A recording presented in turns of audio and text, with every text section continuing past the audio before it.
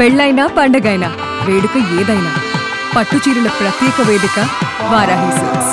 సాంప్రదాయానికి సౌందర్యానికి వారధి. కలిసి మేము ఎండోమెంట్ కమిషనర్ గారికి 2 సార్లు అప్లికేషన్ పెట్టుకున్నాం మేడం. మమ్మల్ని ప్రమాణ స్వీకారం చేసి చైర్మన్ చేయమని. ఎందుకంటే మేడం మనది ఎండోమెంట్ చట్టంలో ఉన్న దేవాలయం మనది. ఎండోమెంట్ యాక్ట్ 30/87 చట్టం ప్రకారము ఒక దేవాలయాన్ని ఎవరు నిర్మిస్తారో వాళ్ళ వంశకులే చైర్మన్ కావాలి మేడం. దానికి వేరే వాళ్ళ అధికారం లేదు ఎండోమెంట్ యాక్ట్ ప్రకారం. మమ్మల్ని ఇక్కడ రివర్స్ ఉంది మేడం. మేము ఎన్నిసార్లు ఎండోమెంట్కి తిరిగి అలసిపోయినాం తప్ప మమ్మల్ని ప్రమాణ స్వీకారం చేపియరు, మమ్మల్ని చైర్మన్ చేయరు మేడం. ఎందుకు ఎండోమెంట్ అధికారులు అందుబాటులో లేరా, లేదంటే వీళ్ళకు టైం కుదరక మీతో చేయించట్లేదా, ఏం జరుగుతుంది? ఎన్ని రోజులైంది మేడం? ఇప్పుడు మాకు సుప్రీంకోర్టు జడ్జిమెంట్ 2023 వచ్చింది మేడం. మార్చి 13 తారీఖు వచ్చింది. అప్పటి నుండి మేము ఎన్నోసార్లు పోయి కలిసినాం మేడం. అయినా వాళ్ళ దగ్గర రెస్పాన్స్ లేదు. చేస్తాం అంటున్నారు తప్ప మమ్మల్ని వచ్చి ప్రమాణ స్వీకారం చేయిస్తలేరు మేడం. ఏం జరుగుతుంది మల్లారెడ్డి గారు? ఎందుకు చేయించట్లేదని మీరు అనుకుంటున్నారు? ఎవరు ఇన్వాల్వ్ అయ్యారు? ఇన్వాల్వ్ ఎవరైందంటే మీరు కూడా ఒకసారి వాళ్ళని క్వశ్చన్ చేయాలి మేడం. మేము మా ప్రయత్నం మేము చేస్తున్నాం కానీ అయితే ఇప్పుడు ఎండోమెంట్ అధికారులు వచ్చే సర్వే చేశారు. గ్రామంలోని 80 మంది కుటుంబాల దగ్గర మాధవరెడ్డి ఎవరు వాళ్ళ 80 కుటుంబాలు కాదు కానీ వయసు 80 సంవత్సరాల వయసు చేశారు. వాళ్ళు క్లారిటీ తీసుకొని ఈ గుడికి సంబంధించిన జనరేషన్స్ మీరే అని నిర్ధారణ చేసిన తర్వాత ప్రమాణ స్వీకారం సుప్రీంకోర్టు ఆర్డర్ ఇస్తే చేయించడానికి ప్రాబ్లం ఏంది? అటు 2023 అంటే నాకు తెలిసి 2 years క్రితం కేసీఆర్ గారి పాలనలో అప్పుడు ఆ జడ్జిమెంట్ వచ్చింది. ఓకే, మీరు ప్రభుత్వం దృష్టికి ప్రభుత్వం దృష్టికి తీసుకుపోయినా మేడం. మళ్ళీ దానికి ఎవరు అడ్డుపడుతున్నారేమో మేడం, మాకు కూడా అర్థమైతలేదు. మళ్ళీ ఎందుకంటే చిన్న ఆదాయం లేని దేవాలయాలు మేడం. ఇప్పుడు ఉదాహరణ చేవెళ్ళ చూసుకుంటే వాళ్ళకు సంవత్సరానికి 2-3 లక్షలు వస్తాయా లేదా దేవాలయానికి, నాకు కరెక్ట్ తెలియదు. ఆ దేవాలయం ఎండోమెంట్ మేడం. మళ్ళీ ఇంకటి వికారాబాద్ టెంపుల్ ఎండోమెంట్. కానీ మా బాలాజీ టెంపుల్ కు లక్షలాది మంది భక్తులు మేడం. కోట్లాది ఇన్కమ్ కూడా కోట్ల రూపాయలనే ఉంటది మనది. ఎందుకంటే మేడం ఇన్కమ్ పేడ్ పార్కింగ్, కొబ్బరి ముక్కలు. అసలు అక్కడ హుండీలే ఉండవు కదండి. గుడికి వెళ్ళొచ్చా? అక్కడ హుండీ డబ్బులు వేయడానికి హుండీ లేదు. ఏదున్నా హారతి పల్లెల్లో 10 రూపాయలు 100 రూపాయలు అట్లా వాళ్ళకి తోచింది వాళ్ళు వేస్తూ హుండీ అని లేవకపోవడము. ఇప్పుడు పక్కన చూసారా మేడం మీరు? పక్క ఉండి పెట్టిరు కదా, వాళ్ళ సొంత ఉండి పెట్టిరు కదా. ఉండి లేదని కాదు కానీ ఇండైరెక్ట్ ఉండి ఉన్నది.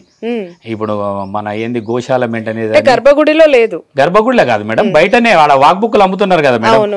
ఆ పక్కన దేవాలయం ఏంటంటే గోశాల గురించి, గుడి మెయింటెనెన్స్ గురించి అని కలెక్షన్ చేస్తున్నారు మేడం. ఇంకోటి ఏంటంటే మేడం, ఇప్పుడు మనకు ఒక ఉదాహరణ చెప్తా మేడం మీకు. మా దేవాలయంలో 40 నుండి 45 మంది వర్కర్లు ఉన్నారు. ఒక్కొక్కరి 15 నుండి 20 వేల మధ్యలో శాలరీస్ ఇస్తున్నారు. నాకు కరెక్ట్ ఫిగర్ తెలియదు.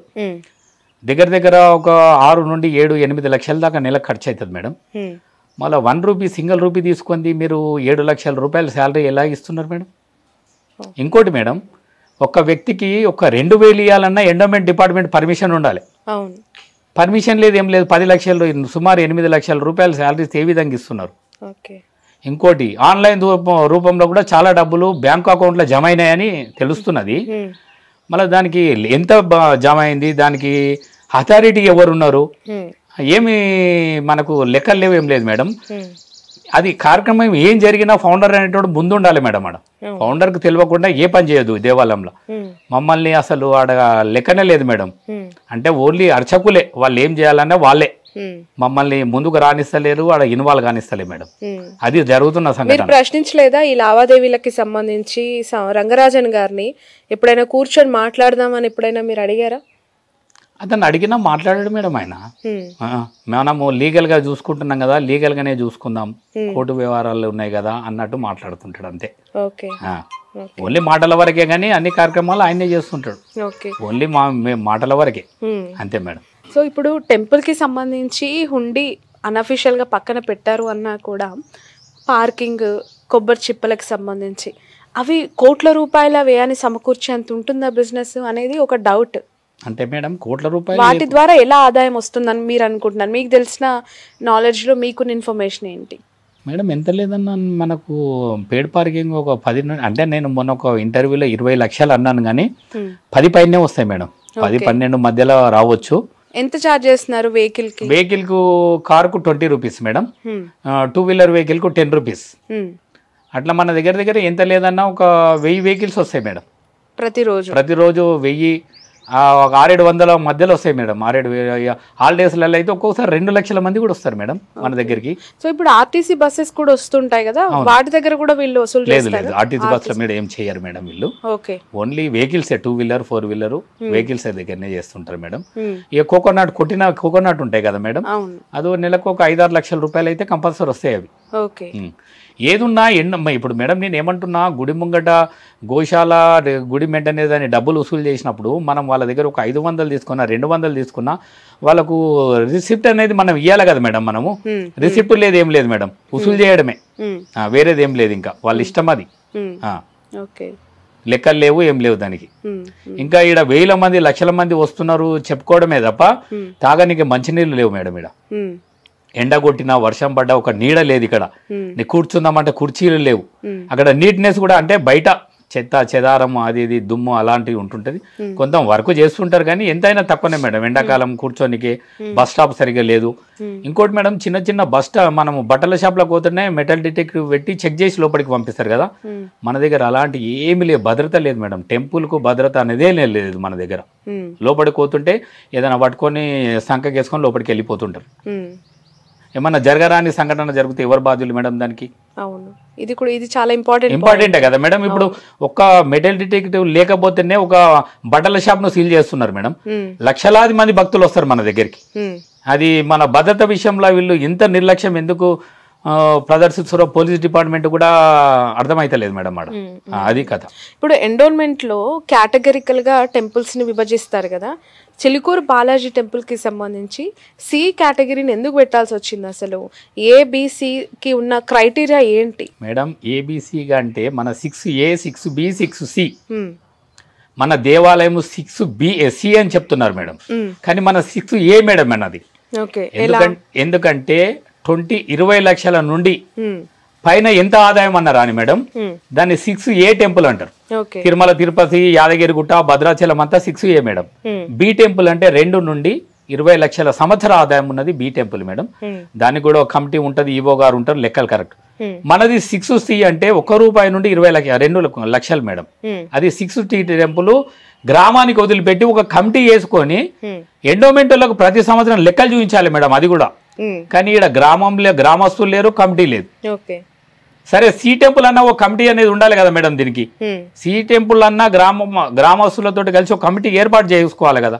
లేదు మేడం, కమిటీ లేదు, ఏం లేదు, అంతా ఆలయంతో నేనే అంతే వాళ్ళే.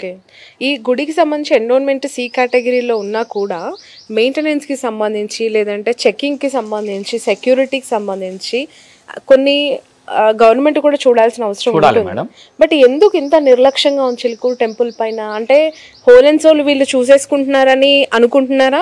ఎవరిని వీళ్ళే ఇన్వాల్వ్ చేయకుండా అంతా బాగుందని కవరింగ్ ఇస్తున్నారని మీరేమనుకుంటున్నారు? నేను ఏమనుకుంటున్నా మేడం, వాళ్ళు అడగొచ్చు, నాకు అంత ఐడియా లేదు. కానీ డిపార్ట్మెంట్ వాళ్ళు సెక్యూరిటీ కల్పిస్తామని అడిగితే లేదు అంతా బాగానే ఉంటది, ఎందుకని వీళ్ళు అన్నారో ఏమో అనిపిస్తుంది మేడం. ఎందుకంటే ఇంత నిర్లక్ష్యం బాగుండదు కదా మేడం.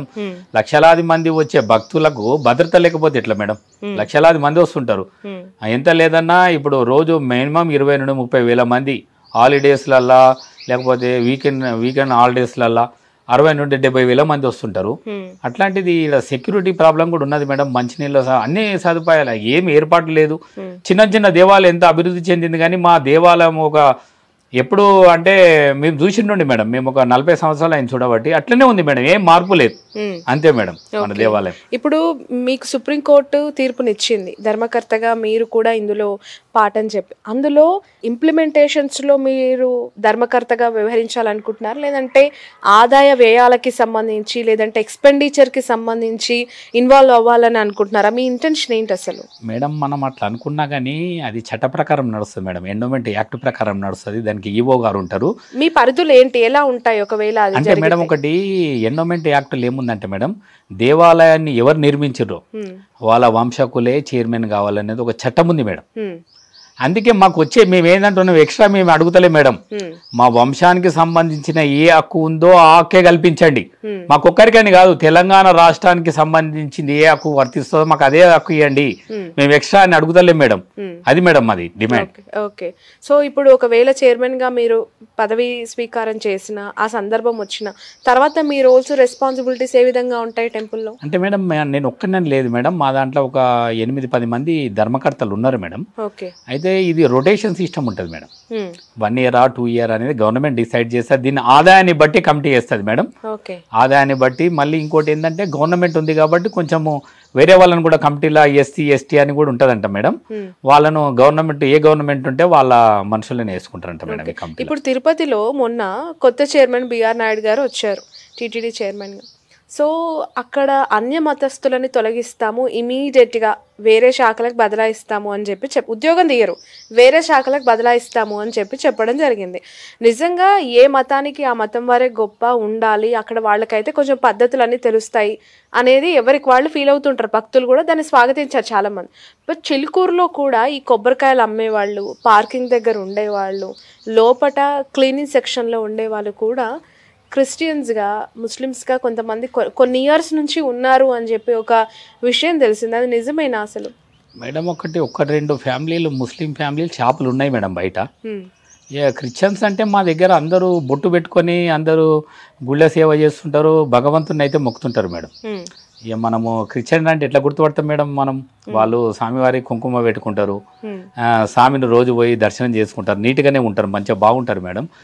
అయితే మనము క్రిస్టియానిటీ అంటే మనం రీసెంట్ గా మీరు కూడా దానిపైన మాట్లాడినాక నేను పోయి చూశాను మేడం. మొత్తం చూసినాకంటే పర్వాలేదు మేడం, బాగానే ఉన్నారు అంతా. ఇది దాంట్లో ప్రాబ్లం ఏం లేదు మా దగ్గర. టెంపుల్లో ఉన్నప్పుడు అక్కడ ఉండాల్సిన రీతిలో వాళ్ళు బయట పోయి ఏం చేసుకుంటారు అనేది మనకు తెలియదు మేడం. టెంపుల్లో ఏ విధంగా ఉండాలనేది వాళ్ళు ఉంటున్నారు మేడం, అదే విధంగా ఉంటున్నారు. నేను మొన్న అన్నాక కూడా నేను పోయి చూసినాను. స్వామి మంచి స్నానం చేసి బొట్టు పెట్టుకొని స్వామివారికి ఏం అంటే వాళ్ళ కార్యక్రమాలు వాళ్ళ ఉద్యోగం వాళ్ళు చేస్తున్నారు మేడం. చిలుకూరు బాలాజీ అంటే 2 తెలుగు రాష్ట్రాలు కాదు, ప్రపంచం మొత్తంలో తెలుగువారు ఎక్కడున్నా కూడా తెలిసిన గుడి. అంటే మన ఇక్కడ వీసా కోసం వచ్చే వాళ్ళు అక్కడంతా కూడా వెళ్ళి ఆ దేవుడిని మొక్కుకుంటే మాకు వీసా వచ్చింది, అందుకే ఈ దేశానికి వచ్చామని మాట్లాడుకునే పరిస్థితి చిలుకూరు బాలాజీ గొప్పతనం కదా. ఇలాంటి పేరు ఉన్న గుడికి సంబంధించి ఒక దశాబ్ద కాలంగా నాకు తెలిసి మీరు పోరాటం చేస్తూనే ఉన్నారు, ఇంకా కంటిన్యూ అవుతూనే ఉంది. గ్రామస్తుల సహకారం దీన్ని ఎదిరించి ముందుకెళ్లే సిచ్యువేషన్ లేదంటారా మీకు?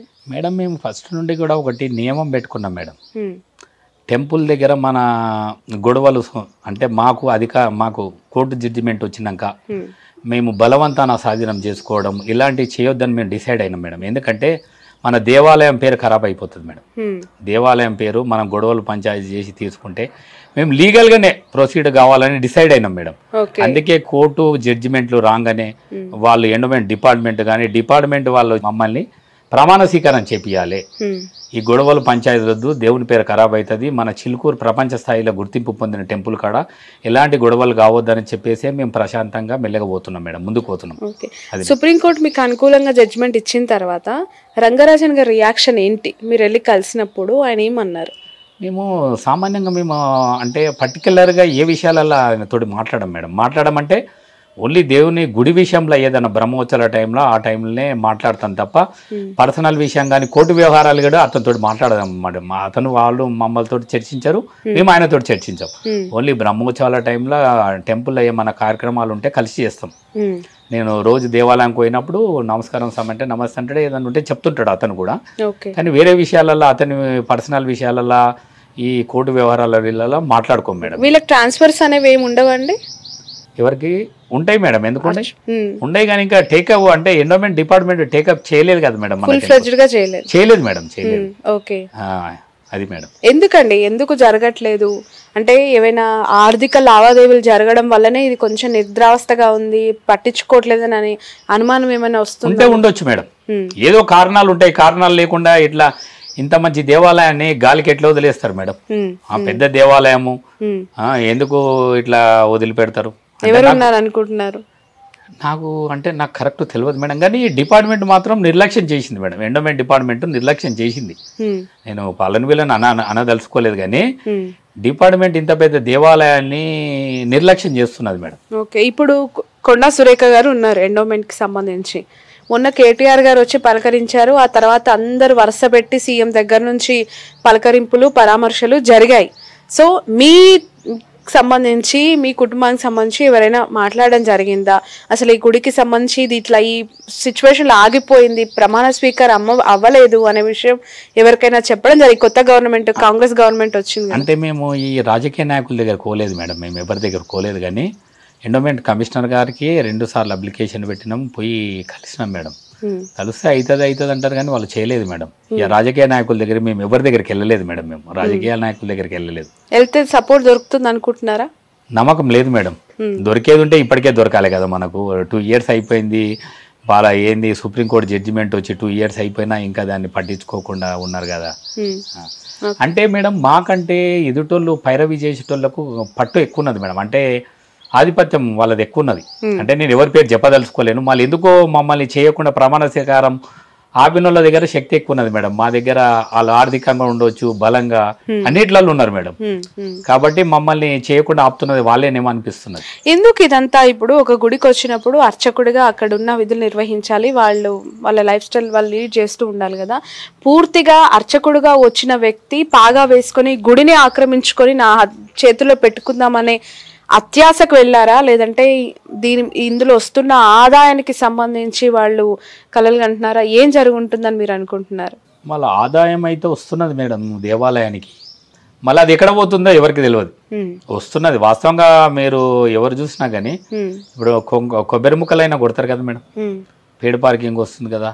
పేడ్ పార్కింగ్ అంటే మేము బ్యాంకులో డిపాజిట్ చేస్తామని వీళ్ళు అంటున్నారు, కానీ ఆ బుక్కులు పేడ్ పార్కింగ్ నుండి చింపే స్లిప్పులు ఎండోమెంట్ డిపార్ట్మెంట్ ఇవ్వాలి మేడం అవి. ఎందుకంటే వాళ్ళు ఎన్ని ఇస్తున్నారు అనేది లెక్క ఉండాలి. లెక్క లేదు, వీళ్ళే ప్రింట్ చేసుకుంటారు, వీళ్ళే బుక్కులు అమ్ముకున్నాక లెక్క ఎట్లుంటది మేడం? ఇప్పుడు బ్యాంకులో వేసే అమౌంట్ కి సంబంధించి ప్రతి